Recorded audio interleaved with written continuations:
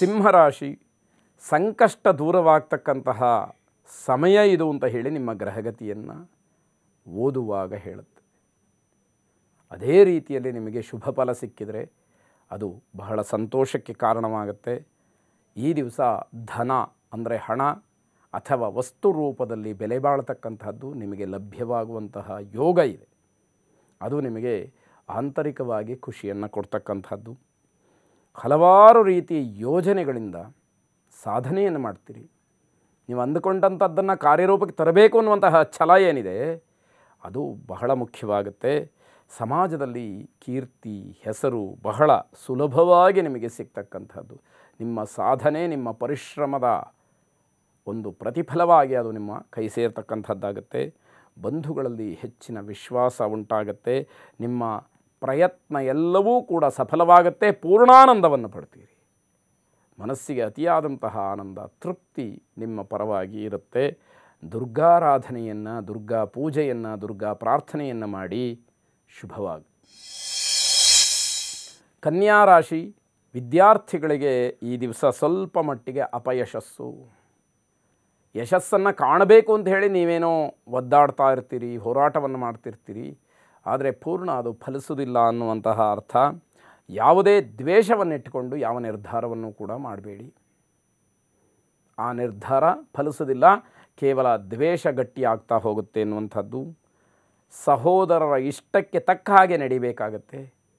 ಅಣ್ಣ ತಮ್ಮ, ಅಕ್ಕ ತಂಗಿಯರು ಏನನ್ನು ನಿರೀಕ್ಷೆ ಮಾಡ್ತಾರೋ ನಿಮ್ಮಿಂದ ಆ ರೀತಿಯಲ್ಲಿ ನೀವು ನಡ್ಕೊಳ್ಬೇಕಾದಂತಹ ವಾತಾವರಣ ಸೃಷ್ಟಿಯಾಗುತ್ತೆ.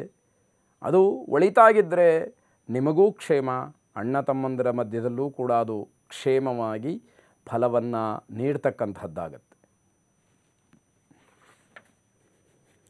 ಬಹು ದಿವಸಗಳ ವಿಚಾರದಲ್ಲಿ ನಿಮಗೆ ಅಪಯಶಸ್ಸಾಗುತ್ತೆ. ಹಲವಾರು ದಿವಸಗಳಿಂದ ಯಾವುದೋ ವಿಷಯವನ್ನು ಮನಸ್ಸಿನಲ್ಲಿಟ್ಟುಕೊಂಡು ಪ್ರಯತ್ನಗಳನ್ನು ಮಾಡ್ತಾ ಇರ್ತೀರಿ, ಅದು ಕೈಗೂಡುವುದಿಲ್ಲ. ಅಪಯಶಸ್ಸಿಗೆ ಅದು ಕಾರಣವಾಗುತ್ತೆ. ಮನಸ್ಸಿಗೆ ಸ್ವಾಭಾವಿಕವಾಗಿ ಬೇಸರವಾಗ್ತಕ್ಕಂಥದ್ದು. ಆಸ್ತಿಯ ವಿಚಾರಕ್ಕೋಸ್ಕರ ಕೊರಗ್ತೀರಿ. ಪಿತ್ರಾರ್ಜಿತವಾದಂತಹ ಆಸ್ತಿ ಇದೆ, ಆದರೆ ಅದನ್ನು ಅನುಭವಿಸುವ ಯೋಗ ನನಗಿಲ್ಲ, ಏನು ಮಾಡಬೇಕು ಅನ್ನುವಂತಹ ಆಲೋಚನೆ ನಿಮ್ಮದಾಗುವಂಥದ್ದು. ನಿಮ್ಮ ತಪ್ಪಿನ ಅರಿವಾದರೆ ನಿಮಗೆ ಶುಭ ಇದೆ. ನೀವೇನು ತಪ್ಪು ಮಾಡಿಕೊಂಡಿದ್ದೀರಿ, ನಿಮ್ಮ ಆತ್ಮೋದ್ಧಾರಕ್ಕೆ, ನಿಮ್ಮ ಏಳಿಗೆಗೆ ನಿಮ್ಮ ತಪ್ಪೇ ನಿಮಗೆ ಮಾರಕವಾಯಿತಾ ಅನ್ನುವಂಥದ್ದನ್ನು ಆಲೋಚನೆ ಮಾಡಿ ಕುಲದೇವತಾ ಪ್ರಾರ್ಥನೆಯನ್ನು ಮಾಡಿ ಶುಭವಾಗಿ. ತುಲಾರಾಶಿ, ಹಿರಿಯರ ಜೊತೆಯಲ್ಲಿ ಗಹನವಾಗಿ ಚರ್ಚೆಯನ್ನು ಮಾಡ್ತೀರಿ. ಆಗು ಹೋಗುಗಳ ಬಗ್ಗೆ, ನಿಮ್ಮ ವೃತ್ತಿ, ಉದ್ಯೋಗ, ವ್ಯವಹಾರ, ವಾಣಿಜ್ಯ ಕ್ಷೇತ್ರಗಳ ಬಗ್ಗೆ, ಕೌಟುಂಬಿಕವಾದಂತಹ ವಿಚಾರದ ಬಗ್ಗೆ ದೊಡ್ಡ ಮಟ್ಟದಲ್ಲಿ ಚರ್ಚೆಯನ್ನು ನಡೆಸ್ತಕ್ಕಂಥದ್ದು. ಆರ್ಥಿಕವಾಗಿ ಸಮತೋಲನವನ್ನು ಕಾಪಾಡಿಕೊಳ್ಬೇಕು. ಆದಾಯದ ಮೂಲ ಏನು, ಖರ್ಚಿನ ಬಾಪ್ತೇನು, ಇದೆರಡನ್ನೂ ಸಮನ್ವಯ ಮಾಡಿಕೊಳ್ತಕ್ಕಂತಹ ಬುದ್ಧಿಶಕ್ತಿ, ಚಾಣಾಕ್ಷತನ ಇದ್ದರೆ ಸಾಂಸಾರಿಕವಾಗಿ, ವ್ಯಾವಹಾರಿಕವಾಗಿ ಮುಂದುವರಿಲಿಕ್ಕೆ ಅನುಕೂಲ ಆಗ್ತಕ್ಕಂಥದ್ದು. ಮಕ್ಕಳಿಗೆ ಹಣದ ಸಹಾಯವನ್ನು ಮಾಡ್ತೀರಿ. ಅವರ ವಿದ್ಯಾಭ್ಯಾಸ, ಅವರ ಜೀವನದ ಸಾಧನೆ ಇದೆಲ್ಲವಕ್ಕೂ ಪೂರಕವಾಗಿ ಹಣವನ್ನು ನೀಡ್ತಕ್ಕಂಥದ್ದು. ದೂರದೂರಿಗೆ ಪ್ರಯಾಣವನ್ನು ಮಾಡೋದ್ರಿಂದಲೂ ಕೂಡ ನಿಮಗೆ ಲಾಭ ಇದೆ. ಅದು ವ್ಯಾವಹಾರಿಕವಾದಂತಹ ದೃಷ್ಟಿಯಿಂದ ಆಗಿದ್ರಂತೂ ಇನ್ನಷ್ಟು ಮತ್ತಷ್ಟು ಗಳಿಸಲಿಕ್ಕೆ ಅನುಕೂಲ ಇರತಕ್ಕಂಥದ್ದು. ವಾಹನ ಲಾಭದಿಂದ ಸಂತೋಷವನ್ನು ಪಡ್ತೀರಿ. ಬಂಧುಗಳಲ್ಲಿ ಏನೋ ಒಂದಷ್ಟು ಒಪ್ಪಂದಗಳನ್ನು ಮಾಡಿಕೊಳ್ತೀರಿ ಕೆಲವು ವ್ಯವಹಾರದ ವಿಚಾರದಲ್ಲಿ, ಅದು ಕೂಡ ನಿಮಗೆ ಖುಷಿಯನ್ನು ಕೊಡ್ತಕ್ಕಂಥದ್ದು. ನಾಗಾರಾಧನೆಯನ್ನು ಮಾಡಿ ವಿಶೇಷವಾದಂತಹ ಫಲವನ್ನು ಹೊಂದಿ ಶುಭವಾಗಿ. ವೃಶ್ಚಿಕ ರಾಶಿ, ವ್ಯಾವಹಾರಿಕವಾಗಿ ನಷ್ಟ ಆಗೋದ್ರಿಂದ ನಿಮಗೆ ನಿರಾಸೆ ಆಗುತ್ತೆ. ವ್ಯವಹಾರದಲ್ಲಿ ಏನೋ ಸೋತುಬಿಟ್ಟೆ, ಏನೋ ನಷ್ಟ ಆಯಿತು, ಕಳ್ಕೊಂಡ್ಬಿಟ್ಟೆ ಅಂತಕ್ಕಂತಹ ನಿರಾಸೆ ನಿಮ್ಮನ್ನು ಕಾಡ್ತಕ್ಕಂತಹ ದಿವಸ. ದುಶ್ಚಟಗಳಿರ್ತಕ್ಕಂಥವರಿಗೆ ತೊಂದರೆಯಾಗುವಂತಹ ಸಂದರ್ಭ. ಆದ್ದರಿಂದ ಆದಷ್ಟು ದುಶ್ಚಟಗಳನ್ನು ದೂರ ಮಾಡಿ ಅನ್ನುವಂತಹ ಸಲಹೆ. ವಿದ್ಯಾರ್ಥಿಗಳಿಗೆ ಆರೋಗ್ಯದ ಸಮಸ್ಯೆಯಿಂದ ಹಿನ್ನಡೆಯಾಗ್ತಕ್ಕಂತಹದ್ದು.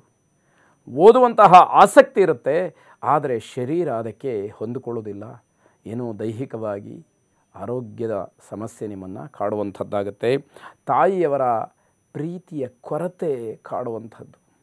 ತಾಯಿಯ ಪ್ರೀತಿ ಸಿಗ್ತಾ ಇಲ್ಲ, ಅದಕ್ಕೆ ಏನೋ ಅಡ್ಡಿ, ಅಥವಾ ತಾಯಿಯಿಂದ ವಿದ್ಯಾಭ್ಯಾಸದ ದೃಷ್ಟಿಯಿಂದ ದೂರ ಇರತಕ್ಕಂಥದ್ದು ಇವೆಲ್ಲವೂ ಕೂಡ ಆಗಲಿಕ್ಕೆ ಅವಕಾಶಗಳಿರುತ್ತೆ. ದುಡ್ಡು, ಅಧಿಕಾರ ಇದೆಲ್ಲದರಿಂದ ದೂರ ಉಳ್ಕೊಂಡು ಮಾನವೀಯತೆಯಿಂದ ಬದುಕಬೇಕಾಗಿದೆ.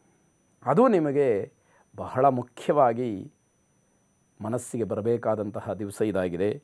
ವೈದ್ಯಕೀಯ ಕ್ಷೇತ್ರದವರಿಗೆ ಶುಭ ಇರತಕ್ಕಂತಹದ್ದು.